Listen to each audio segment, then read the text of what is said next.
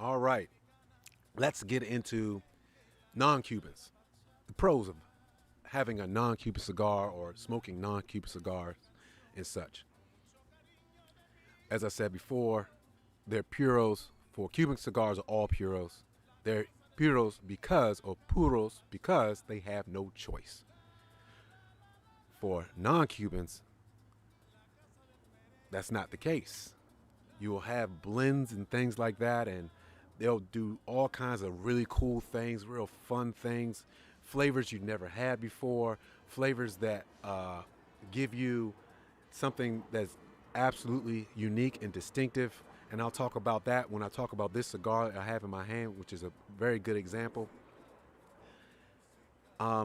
With that, it creates somewhat of a mundane situation, and you have, which is which goes right into my next pro of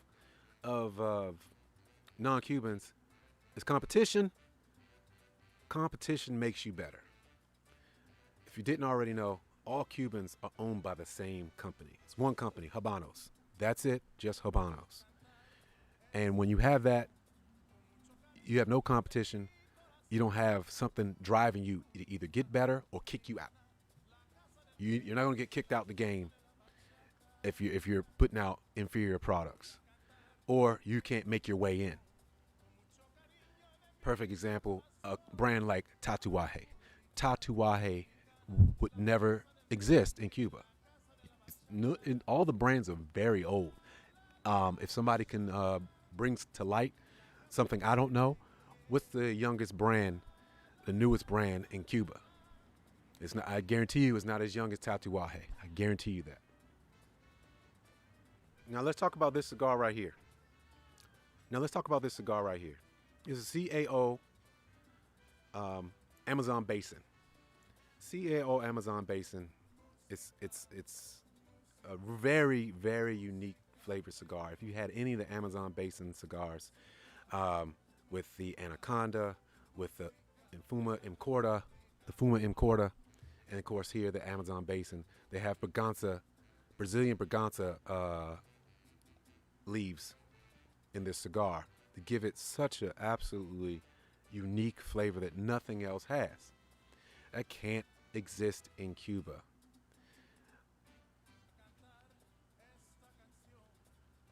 As I alluded to before, cool things don't come about. Cool things that where people go outside the box, especially when you're talking about collaborations.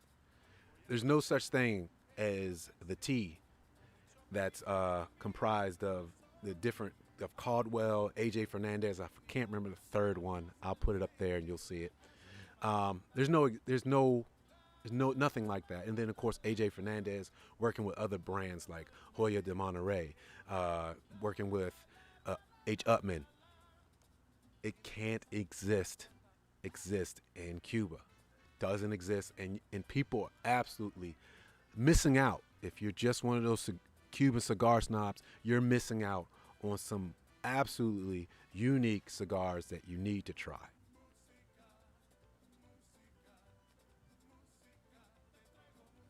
And the last thing, as I alluded to before with the monopoly, there's no upstarts. There's nobody coming up in Cuba either to challenge the old guys, the big dogs. There's nobody there to give them a little nudge that they need to pay attention. And there's also, again, flavors that we've never had before. There's no such thing in Cuba like small boutique brands like 1502. There's no La Serena. There's no Caldwell. There's no Foundation. If you had any of those cigars, you know cigars from those producers, companies, they're fantastic. Fantastic cigars. And if you haven't had any, I definitely suggest you go out and try some.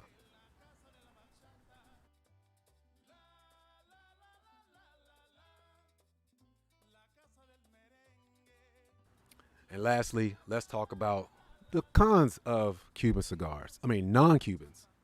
Cons that I have are kind of personal, and I think like I said before, Cubans are the standard, and then a lot of times when you have good ideas, they can run amok and going outside the box.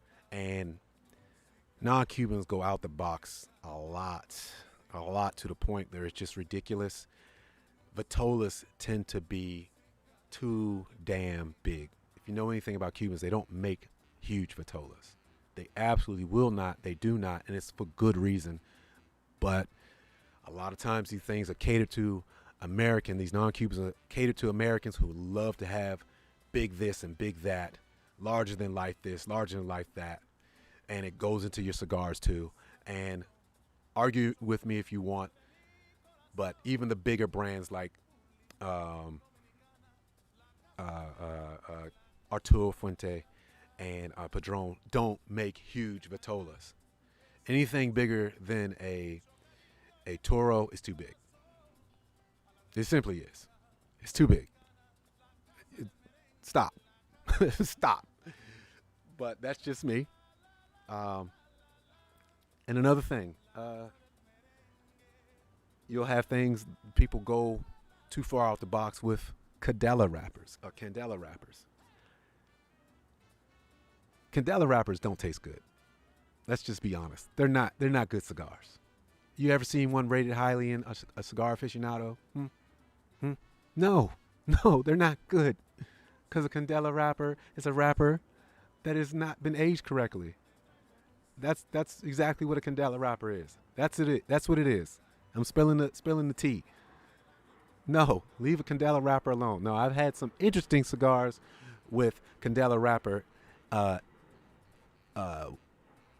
twisted in or wrapped in to make that barber pole. That's interesting. Still, it's just fun to have, but good? No, they're not good. Stop it. Stop thinking they are. They're not. They're not good. The last thing about non-Cubans I have experienced that I have never experienced with a Cuban cigar. There are some bad non-Cubans out there. Sometimes when you try to save some money or you want to do something different or what have you, I've had transitions that were absolutely crazy and bad. They come from non-Cubans. Non-Cubans can have some products like what were you thinking?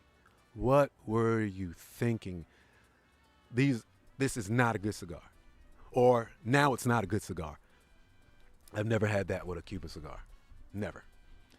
All right, ladies and gentlemen, those are my pros and cons of Cubans and non-Cubans. And lastly, one last thing I want to bring out to you, one thing I want to say is that, as I kind of alluded to in the beginning, you should have both. That's the answer. That's the ultimate answer. Having both. Having both will absolutely balance you out and allow you to truly understand which cigar smoking, which cigars are the best. And it doesn't mean that they're Cubans or non-Cubans. You can have some great cigars from AJ Fernandez, and you can have some great cigars from a Cuban H. Upman. Have both. Have both in your humidor and enjoy yourself. Enjoy yourself and don't be closed-minded. I'm Charles Walhingford, and Cuban cigars and non-Cuban cigars are how I would spend my money.